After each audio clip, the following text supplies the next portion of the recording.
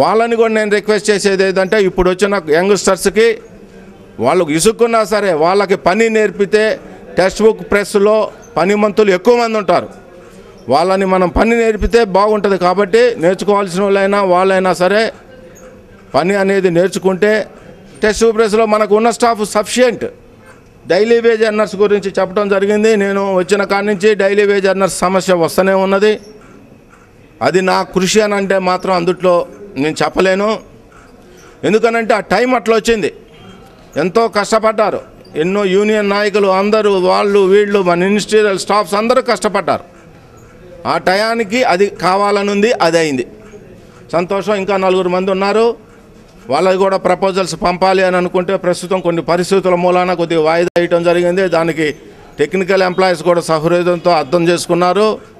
కొద్ది రోజులు పోతే అది కూడా అర్థమైంది. ఎందుకనంటే ఈ విషయం ఒకటి నేను చెప్పాలి. టెక్స్ట్ బుక్ ప్రెస్ అంటే ప్రతి ఒక్కరికి ఒక భయం అధికారులకి. ఎందుకనంటే అదేందో ఏంటి అనంటే ఇక్కడ 5 కోట్ల పైచిలుకు పుస్తకాలు ముద్రించి పాఠ్య పుస్తకాలు పిల్లలకి సరఫరా చేసే ఈ సంస్థ జూన్ 12వ తారీఖు కనుక పుస్తకాలు ఇవ్వకపోతే పేపర్లో పడుద్ది, దానికి బ్లేమ్ అవుతామని ఒక ఆ బాధతోటి ఆ ఒత్తిడిని టెక్స్ట్ బుక్ ప్రెస్ మీద పెడుతున్నారు.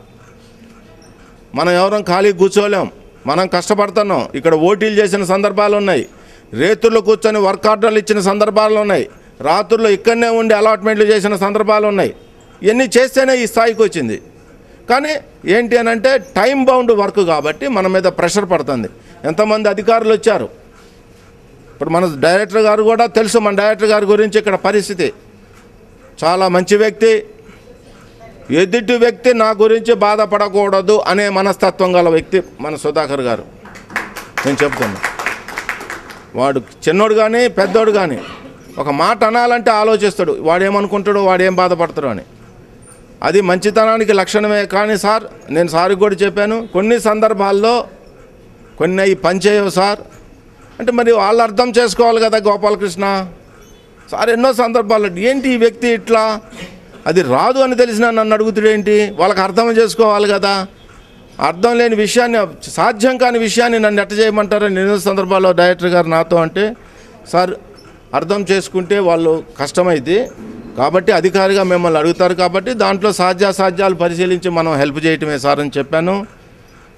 ఈరోజు మీరందరికీ నేను రిక్వెస్ట్ చేసేది ఏంటంటే, ఈరోజు నా యొక్క సన్మాన కార్యక్రమాన్ని ఇంత దిగ్విజయంగా వివిధ జిల్లాల నుంచి నా యొక్క స్టాఫ్, ఎంప్లాయీసు, యూనియన్ నాయకులు కూడా ఎంతో ఓపికతోటి ఇంతసేపు ఉండి నాకు ఈ యొక్క సన్మానాన్ని ఘనంగా చేసినందుకు, అట్లనే మినిస్ట్రియల్ స్టాఫు, అడ్మినిస్ట్రేషన్ స్టాఫు, నా బంధుమిత్రులు అందరూ కూడా నేను చెప్పంగానే వచ్చేసి నా యొక్క సన్మాన కార్యక్రమాన్ని జయప్రదం చేసినందుకు వాళ్ళందరికీ కూడా ఈ సభాముఖంగా కృతజ్ఞతలు తెలుపుకుంటున్నాను. నెక్స్ట్ వచ్చేసి ఇంకొక ఇష్యూ, మనకిప్పుడు మెషినరీ ఒకటి ఉంది. మిషనరీ గురించి మనం డిలే అయిన మాట వాస్తవమే. వేరియస్ స్టేజెస్లో డిలే అయింది. కానీ ఇప్పుడు నేను చెప్పదలుచుకున్నది ఏంటంటే, నేను కృతజ్ఞతలు తెలుపుతున్నాను. ఇంకొక విషయం, నా ఒక శిష్యుడు సన్మాన పత్రం ఒకటి తీసుకొని వచ్చిండు. అది దారిలోనే ఉన్న ట్రాఫిక్లో సార్ నేను వస్తున్నాను కొద్దిసేపు ఉంచండి అని అన్నాడు. అది వేరే అబౌట్ తెలియట్లేదు, వేరే వాళ్ళతో చదివిద్దామన్నా కూడా అది ట్రేస్ అవుట్ అయితే ఒక 5 నిమిషాల్లో దాన్ని చదివించేసి కార్యక్రమం ముగిస్తామని కోరుతున్నాను. Thank you. నమస్తే. థ్యాంక్ యూ గోపాలకృష్ణ గారు. సార్ ఈ కార్యక్రమానికి వచ్చిన పెద్దలందరికీ నా నమస్కారాలు. 1978లో ఒక టైపిస్ట్గా ఖమ్మంలో మా నాన్నగారు జాయిన్ అయ్యారు ఈ డిపార్ట్మెంట్లో. 34 ఇయర్స్ తన సర్వీస్లో ఈ స్థాయి, డిప్యూటీ డైరెక్టర్ స్థాయికి ఎన్ని ఇబ్బందులు ఉన్నా ధైర్యంగా ఎదుర్కొని ఈ స్థానానికి విజయవంతంగా వచ్చారు. ఈ 34 ఇయర్స్ సర్వీసు చాలా కృషి చేసి ఎన్ని హర్డిల్స్ ఉన్నా వాటన్నిటిని అధిగమించి ఈ స్థాయికి వచ్చారు. దీనికి సహకరించిన మీ అందరికీ నా కృతజ్ఞతలు తెలుపుతూ, ఇప్పటి వరకు మాట్లాడిన పెద్దలందరూ మా నాన్నగారిని అభినందిస్తుంటే నాకెంతో ఆనందం వేసింది. కుటుంబ విషయానికి వస్తే, షార్ట్ హ్యాండ్లో మార్నింగ్ మాకంటే ముందు లెగిసేవాళ్ళు. 6:30, 5:30 కల్లా లెగిసి షార్ట్ హ్యాండ్ చెబుతూ, అంటే ఇప్పటికి కూడా మాకంటే ముందే లెగిసేవాళ్ళు, ఇంట్లో ఆఫీస్ వర్క్ చేస్తూ ఉండేవారు అని ఇందాక అన్నారు. ఈ బిజీ టైంలో మా పిల్లల్ని పట్టించుకోలేదని, కానీ తప్పు.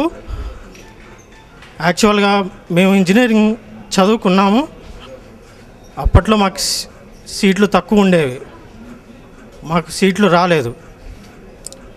డిగ్రీ చదువుతానని చెప్పాను నేను. ఆయన అప్పట్లో చాలా ఖర్చు పెట్టి తన కోరికలన్నీ చంపుకొని తన ఖర్చులు తగ్గించి మమ్మల్ని ఇంజనీరింగ్ చదివించారు. ఒక ఎగ్జాంపుల్ ఏంటంటే 1997లో అప్పుడు ఇంటర్మీడియట్ చదువుతున్నాం మేము. అప్పట్లో ఖమ్మం డిపోకి మేనేజర్. అయితే మేనేజర్ హోదాలో ఉండి సైకిల్ మీద వెళ్ళేవాళ్ళు. ఒక వెహికల్ తీసుకోవచ్చు, డబ్బులున్నా మా కోసం, ఆ డబ్బులు మా చదువుల కోసం ఉపయోగపడతాయని చెప్పి వాటితోటి చాలా తన కోరికలన్నీ చంపుకొని మమ్మల్ని చదివించారు. అంతేకాకుండా ఈ స్థాయిలో మేము ఉన్నందుకు కారణం మా ఫాదరు, మా మదరు పట్టించుకోవడం వల్లనే. సో అది తప్పు నాన్న. అంతే. ఇప్పటివరకు మీరు మా ఫాదర్ని సహకరించినందుకు ఈ డిపార్ట్మెంట్కి అందరికీ కృతజ్ఞతలు తెలుపుతూ సెలవు తీసుకుంటాం. ఈ సన్మాన పత్రాన్ని మన సూపర్వైజర్ స్టాఫ్ అసోసియేషన్ వెంకటేశ్వర గారిని తన యొక్క గాత్రంతో దీన్ని చదివి వినిపించాల్సిందిగా కోరుతుంది. ఎంతో ఆతృతగా మన గోపాలకృష్ణ గారి శిష్యులు, ప్రియ శిష్యుడు అనమాట, ఎన్ఎం బ్రహ్మారెడ్డి గారు. ఈయన వర్ధమాన సినీ గేయ రచయిత.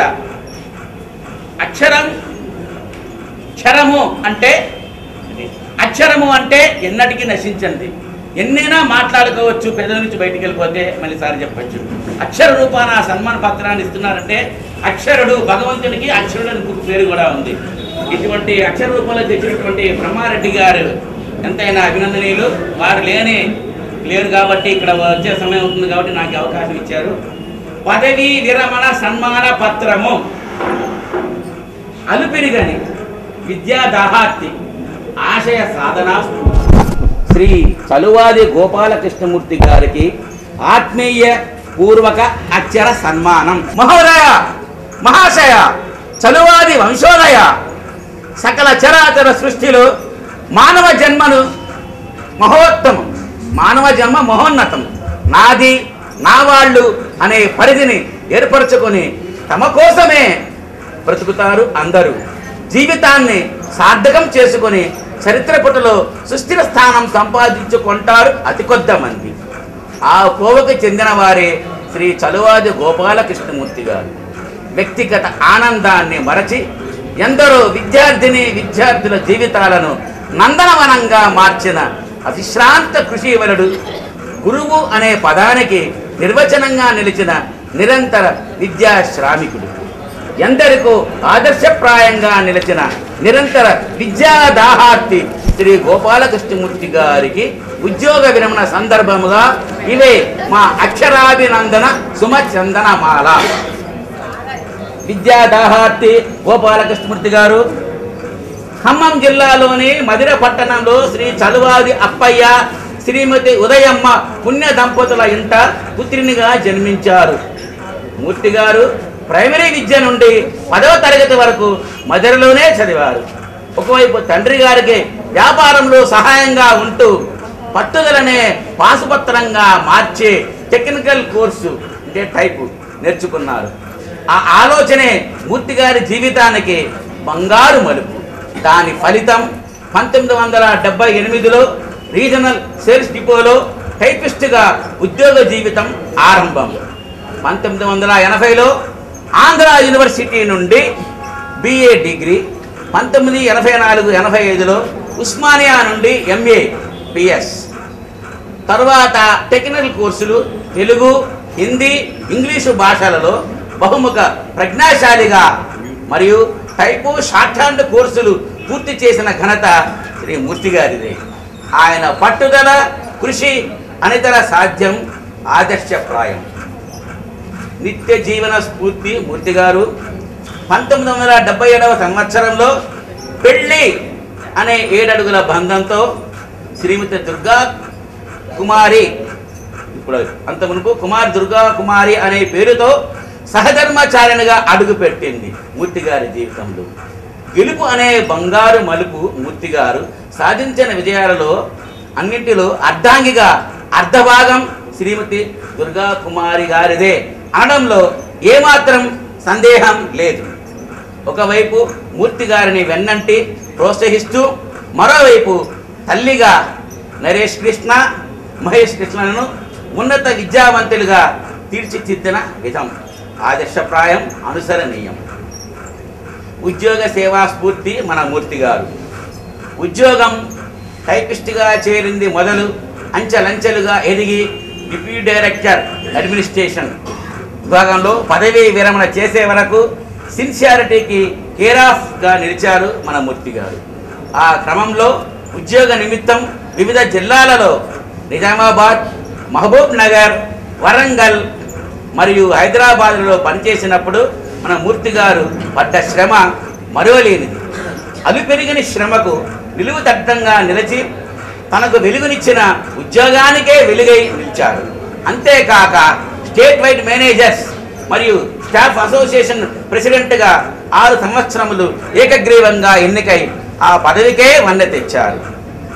విద్యా సేదాహార్తి మన మూర్తి గారు. ఎంతో కష్టపడి నేర్చుకున్న టెక్నికల్ విద్యను 10గురికి పంచాలనే సంకల్పంతో ఎందరో టైప్ షార్ట్ హ్యాండ్ నిపుణుల్ని తయారు చేశారు.